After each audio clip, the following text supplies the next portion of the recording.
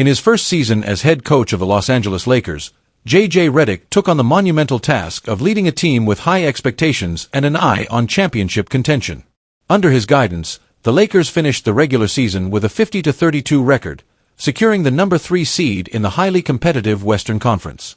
This accomplishment was a significant one for the Lakers organization, as it marked the first time since the introduction of the play-in tournament in 2021 that the team avoided the pressure of playing extra games just to secure a playoff spot. It was clear that Redick had made an immediate impact, and the team seemed to be on a promising path under his leadership. Leave your like and subscribe to the channel so you don't miss any updates. Redick's coaching style, especially in his first year, drew plenty of praise, particularly for his tactical offensive schemes. The Lakers' offense, at times, looked revitalized, with Redick's fresh approach seeming to breathe new life into the squad. In addition to his offensive scheming, Redick's leadership on defense also caught the attention of fans and analysts alike. His efforts to instill a defensive identity, especially before the highly anticipated trade for Anthony Davis, suggested that Redick was laying the groundwork for a team that could contend on both ends of the floor. The Lakers appeared to be in good hands, with Redick seemingly at the helm of a squad ready to return to the championship conversation. But as the Lakers entered the postseason, the true test of Redick's coaching abilities began to unfold. While the team was talented and had some notable wins in the regular season, it became apparent that the addition of Luka Doncic to the lineup, while promising, created a level of imbalance that the team struggled to overcome. The lineup, although full of star power, didn't quite gel in the postseason the way many had hoped. There was an air of unpredictability, and the team found itself facing difficulties in critical moments. One of the key issues was Redick's tendency to lean heavily on the 5 players he trusted the most: Luka Doncic, LeBron James, Rui Hachimura, Dorian Finney-Smith, and Austin Reeves. These 5 became the focal points of the offense, and Redick often found himself relying on them for the bulk of the workload. This approach, while understandable given the talent of these players, ultimately led to exhaustion by the end of games. The Lakers were worn down in a 5-game playoff series loss to the Minnesota Timberwolves, unable to overcome the physical and mental fatigue that came from relying on a small group of players. Doncic, who was brought in to help lead the team in the postseason, also faced his own set of challenges. His fitness and defensive efforts were called into question during the series, as he struggled to maintain the level of intensity expected in such high-stakes games. At times, Doncic appeared disengaged on defense, and there were moments when he looked noticeably slower and less mobile than in previous seasons. Given the expectations surrounding his arrival, this underperformance was a significant factor in the Lakers' early exit from the playoffs. Yet, despite these struggles, there were still glimpses of Doncic's immense talent. In the postseason, he posted solid numbers, averaging 30.2 points per game with shooting splits of .452/.348/.891. He also contributed 7.0 rebounds, 5.8 assists, 1 steal, and 0.6 blocks per game. These statistics demonstrated that Doncic was still a force to be reckoned with, even if his performance didn't meet the lofty expectations of a player of his caliber. The numbers were there, but the all-around impact was missing, and the Lakers paid the price for it. Now, with the off-season upon them, both Redick and Doncic have turned their attention to the future. According to Kobe Price of the Orange County Register, Doncic is determined to improve during his first off-season as a member of the Lakers. The 26-year-old guard is aware of the need to be held accountable, and Redick is ready to help him reach new heights. In an interview, Redick stated, "He wants accountability. I want to bring out the best version of Luka. And that's what he expects from me. And that's the partnership we're building. That's the goal." For Redick, the goal is clear: to help Luka Doncic become the player the Lakers need him to be in order to compete for championships. Redick's plan is to help unlock the full potential of his star guard and guide him to be more engaged on both ends of the floor. By improving Doncic's fitness, his defense, and his overall consistency, Redick believes that they can push the team to new heights. The expectations for Doncic are high, but so are the stakes for the Lakers. With the team's hopes of returning to championship contention still alive, Redick knows that the key to success will be finding ways to maximize the strengths of all his players, including Doncic. This means building better chemistry, creating a more balanced approach, and ensuring that his stars can handle the physical demands of a deep postseason run. As Redick explained, the primary focus is on bringing out the best in Luka Doncic. "And that's the foundation of what we're trying to do," Redick said of his approach with Doncic. "Let's bring out Luka's best version and, hopefully, win a championship in the process. Redick's words suggest that the Lakers' strategy moving forward will revolve around Doncic's growth, as they believe he is the key to unlocking a championship run. It won't be easy, and the path to a title is never straightforward. But with Redick's coaching and Doncic's commitment to improvement, the Lakers could very well be on the verge of something special. The partnership between coach and player is just beginning, and if they can get it right, the Lakers' championship aspirations may be closer than they think. LeBron James, the 21-time NBA All-Star and legendary power forward for the Los Angeles Lakers, may find himself heading into unrestricted free agency this summer. As the Lakers move forward, they must reorganize their roster, focusing on building around their new most important player, five-time All-NBA first-team guard Luka Doncic. At 26 years old, Doncic is 14 years younger than LeBron, and it's evident that he needs a consistent rim-rolling lob threat. In his time with the Dallas Mavericks, Doncic benefited from playing alongside Daniel Gafford and Derek Lively too, who, despite their first year together, managed to help lead the Mavericks to the 2024 NBA Finals. Now, the pressing question is whether LeBron, who holds a $52.7 million player option for the 2025-26 season, will trust Lakers general manager Rob Pelinka to construct a championship-contending roster for the upcoming season. If not, and if LeBron decides to pursue a new challenge elsewhere, which teams would be the best fit for him in his quest for another title? Let's explore the potential landing spots for LeBron James in more detail. 1. Houston Rockets. The Houston Rockets have long been considered a potential destination for all-star forward Giannis Antetokounmpo, and with a stellar 52-30 record, they finished as the number 2 seed in the Western Conference. However, despite boasting a strong defense, the Rockets struggled with late-game shot creation and clutch scoring, particularly in their first-round matchup against the Golden State Warriors. Ultimately, Houston fell in 7 games, proving their offensive struggles were a significant weakness. While the Rockets have young, high-potential players and valuable draft assets that could position them to make a serious play for Giannis, could signing LeBron to a discounted free agent deal provide a solid consolation prize? At 40 years old, LeBron lacks the same defensive dominance that Giannis brings, and at times he seems to run out of gas when playing extended minutes in the postseason. However, on the Rockets, LeBron could be placed on a more manageable minutes plan and contribute primarily as a closer in key moments. Furthermore, Houston has a team option worth $4.9 million on point guard Fred VanVleet. Should they decline that option, they could free up enough cap space to sign LeBron to a reasonable deal, even if it's not a max contract. Alternatively, LeBron might accept a mid-level exception, allowing him to join the Rockets at a more affordable price while still contributing in meaningful ways. 2. New York Knicks. The New York Knicks, currently surprising many by leading the Boston Celtics 2-0 in their ongoing second-round playoff series, could be a formidable option for LeBron. If the Knicks manage to upend the defending champions and advance to the Eastern Conference Finals, they will likely need to bolster their roster further to make a serious title run. Despite their strong performance, New York faces significant depth issues. Head coach Tom Thibodeau has been known for limiting his rotation, often playing only 7 players during the regular season and overworking his stars. Adding LeBron to the Knicks' starting 5 would undoubtedly improve their offense, but it could also hurt their defense. LeBron's experience and leadership would help the Knicks in numerous areas, but they would need him to take a substantial pay cut. Should LeBron agree to that, his ability to serve as an offensive catalyst and mentor to younger players like R.J. Barrett and Julius Randle would be invaluable. The Knicks have a chance to make a deep playoff run, but the question remains: can they win 2 more series and secure their first championship since 1973 with LeBron on their roster? 3. San Antonio Spurs. The San Antonio Spurs are a franchise with a bright future, although they aren't quite ready to contend for a championship just yet. With all-star point guard De'Aaron Fox now alongside 21-year-old all-star center Victor Wembanyama, the Spurs have a solid foundation.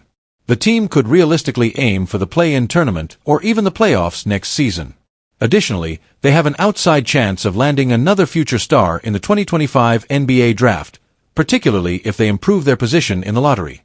Would LeBron be willing to play for a franchise under the leadership of head coach Greg Popovich, against whom he has faced off in 3 NBA Finals, winning 1 and losing 2? LeBron has immense respect for Popovich, and joining the Spurs would allow him to earn a better salary than he could with many other teams on this list. However, it would likely not bring him closer to his 5th NBA championship.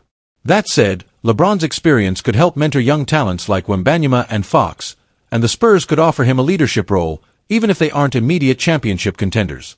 4. Golden State Warriors. LeBron James has long been linked to the Golden State Warriors due to his intense rivalry with stars like Stephen Curry and Draymond Green. Over the years, this rivalry has transformed into a mutual respect, as they have faced each other in 5 playoff series, with James going 2-3 in those matchups. LeBron's experience, leadership, and versatility would provide much-needed frontcourt size to the Warriors, who have struggled with depth. However, adding LeBron to a core that includes Curry, who is 37 years old, and Green, who is 34, raises questions about the Warriors' ability to survive an entire playoff run.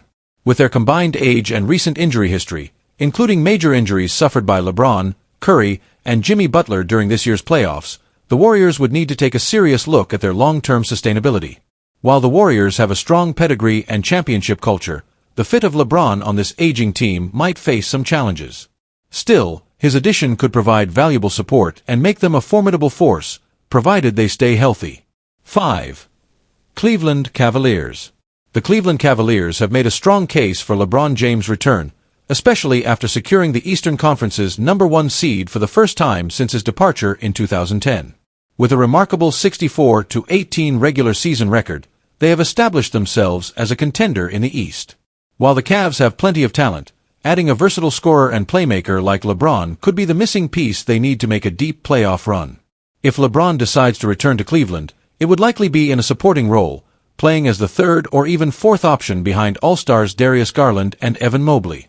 The Cavs fanbase would undoubtedly welcome LeBron back with open arms, and this time, he could contribute as a bonus piece in his 23rd season. While Cleveland may not be a championship favorite, LeBron's return could provide the leadership and experience needed to elevate them to the next level and help them compete for their first title since LeBron's departure. The Los Angeles Lakers, after a promising regular season, saw their playoff hopes dashed in a decisive 4-1 loss to the Minnesota Timberwolves in the first round. This early postseason exit left fans, analysts, and insiders alike reflecting on what went wrong and how the Lakers can adjust going forward. The glaring issue: a lack of size and stability in the center position. In the offseason, the Lakers had high hopes after a blockbuster trade that sent their starting center, Anthony Davis, to the Dallas Mavericks in exchange for the explosive Luka Doncic. The rationale behind the trade was understandable. Doncic, one of the NBA's brightest young stars, offers an elite scoring and playmaking presence that could elevate the Lakers' offensive ceiling. However, what wasn't anticipated was the void this trade would create at the center spot, an area that had always been a crucial part of their defense and rebounding game. To break it down further, the full details of the trade were as follows.